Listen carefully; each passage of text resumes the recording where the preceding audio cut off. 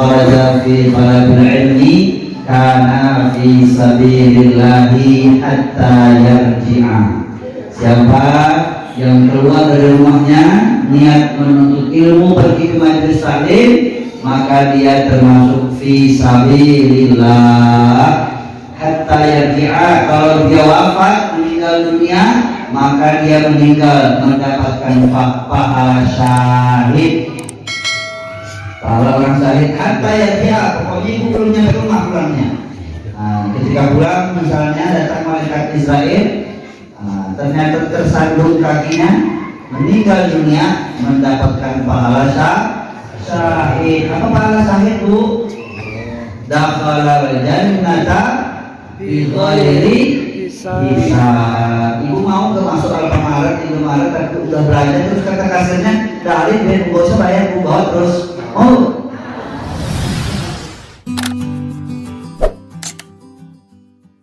wadhkuru ni'matallahi 'alaikum idh kuntum a'da'an fa'alafa baina qulubikum fa asbahtum bi ni'matihi ikhwana wa kuntum 'ala shafa hufratin minan nar fa anqadhakum minha kadzalika yubayyinullahu lakum ayatihi la'allakum tahtadun. Shadaqallahul 'adzim. Wa qala an-nabiyyu sallallahu alaihi wasallam man shalla 'alayya shalatan sallallahu alaihi asyran. Sadaqa Rasulul Habibul Karim wa nahnu ala dzalika minasyahidin wa syahidin. Yang kami muliakan Bapak Gereja Kampung Purwosari beserta segenap jajaran, yang kami muliakan Amaiman Kampung Purwosari beserta seluruh alim ulama, kiai guru, cerdik pandai, yang kami muliakan amat betul Kampung Purwosari, yang kami muliakan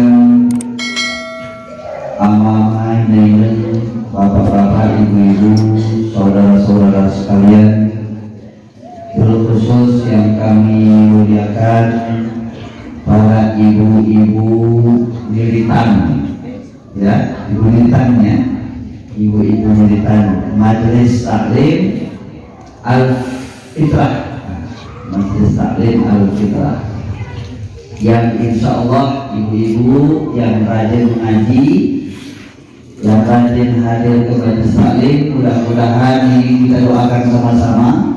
Mudah-mudahan yang rajin mengaji ini panjang umur, murah rezeki, terang pikir, berpikir hati,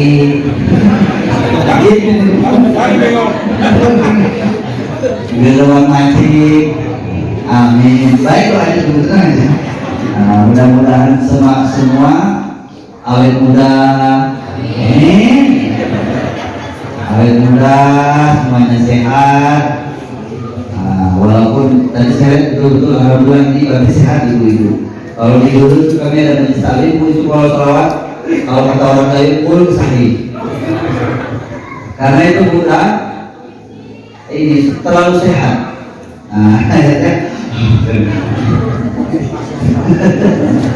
Mudah-mudahan Bu ya, itu ya.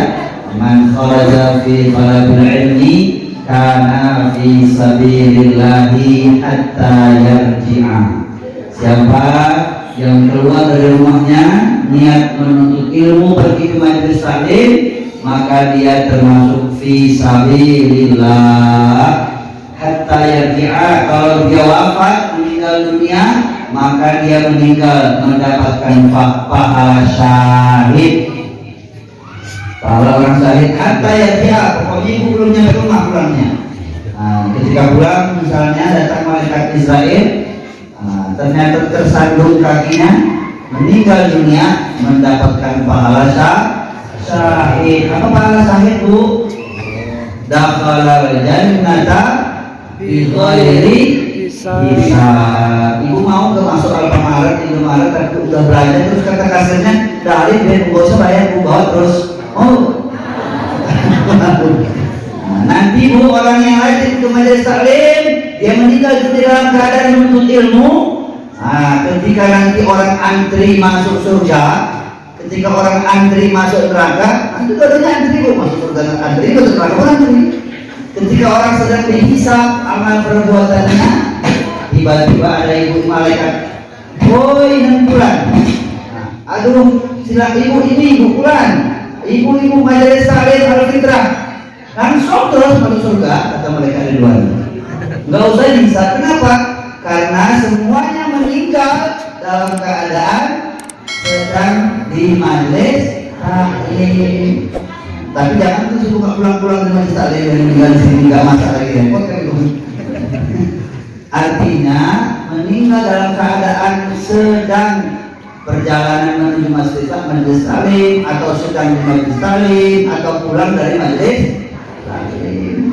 Jangan majelis taklimnya ramai kalau kopi nggak ada buahnya cuman. Nah, ada juga yang di majelis taklim pas kopi berbuah sepi, tapi pas nggak ada kopi banyak yang datang majelis taklim. Jadi terus semangat bu, karena menuntut ilmu ini hukumnya wajib fardhatan ala kulli muslimin wa muslimatin, wajib bagi setiap muslim dan muslimah. Kalau kata Imam Al-Ghazali bu, Imam Syafi'i juga mengatakan demikian, ada 3 ilmu yang wajib dipelajari. 1, ilmu akidah, 2, ilmu fikih, 3, ilmu tasawuf atau akhlak. Ini 3-tiganya ini wajib dipelajari. Ibarat pohon pak, akidah ini ilmu tentang akar pohon. Pohon tidak akan selesai kalau akarnya nggak beres, itu pak. Maka ada namanya ilmu akidah, ilmu tauhid, ilmu usuluddin, ilmu kalam. Nah, itu semuanya ilmu akidah dasar. Jadi kita belajar kenapa kita hidup, kepada siapa kita menyembah, siapa yang kita sembah. Nah, itu namanya ilmu akidah. Di majelis taklim ini wajib ada. Karena banyak orang bu bekerja bukan karena ibadah lagi, karena urusan sosial. Tahu bu orang bedanya karena akidahnya bagus dengan ilmu sosial saja. Kalau orang yang karena ibadah, karena ilmu akidahnya bagus, misalnya ibu-ibu bikin kopi, pas bikin kopi bapak lupa ngucapin terima kasih, akhirnya berubah wajahnya meremut, udah dibikin kopi ngomong terima kasih. Itu berarti ilmunya ilmu sosial. Marah dibalas marah, baik dibalas baik. Tapi kalau ilmu akidah bu, itu memang ibadah. Artinya ibu mau dicemberutin, mau diajak bicara, mau nggak penting, saya ibadah. Yang dicari adalah ridho Allah, itu ilmu akidah. Ada lagi ilmu fikih. Ilmu fikih ini ibarat pohon, itu cabangnya bu, cabang. Maka orang kalau ngompres pak, apanya dikompres pak? Cabangnya ke batangnya. Gitu kan? Apa batang bagian bawah dikompres, itu namanya tebang pak. Dikompres cabangnya, cara ngompres beda-beda apa enggak pak? Maka ilmu fikih beda. Ada mazhab Syafi'i, ada mazhab Hambali, ada mazhab Maliki, ada mazhab Hanafi. Beda-beda karena apa? Kalau kopi saja pak, ini belum kediman juga, masih pendahuluan dikit sebelum kediman nih. Kalau kopi di sini dengan kopi di daerah Brazil beda cara kompresnya pak. Kalau di Brazil karena motifnya pakai mesin, yang dikompres bagian atas atau bagian bawah? Bagian bawah yang dikompres. Cabang bagian bawah. Kalau di sini yang dikompres cabang bagian bawah ke atas. Bagian atas karena motifnya pakai artinya mengompres itu beda-beda. Mengompres sama dengan memotong beda. Mengat kepada manusia. Kalau bapak taat kepada Allah, enak taat kepada Allah. Tapi kalau ibu taat kepada manusia susah. Karena bapak ini banyak kekurangan. Tapi itulah ketika ibu sabar dan taat kepada suami, maka sholat, puasa, kemudian taat kepada suami, insya Allah bisa masuk surga lewat pintu manapun. Maka mudah-mudahan ibu-ibu yang taat semuanya menjadi penghuni surga. Amin. Ya Rabbal Alamin. Apa yang ada di surga bu? Nanti di surga. Apa yang ada di surga bu? Bapak jelas ada bidadari di surga. Apa yang di surga? Ada Nabi Muhammad. Itu aja jawabannya. Ada Nabi Muhammad. Ibu pengen ketemu Nabi Muhammad?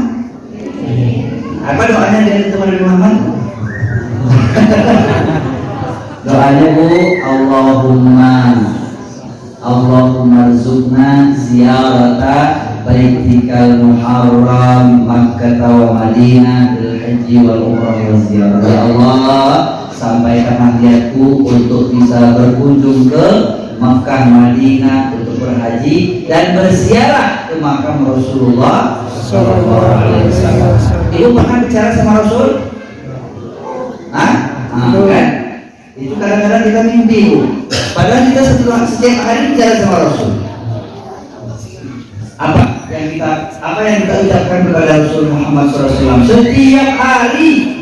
Assalamu alaika.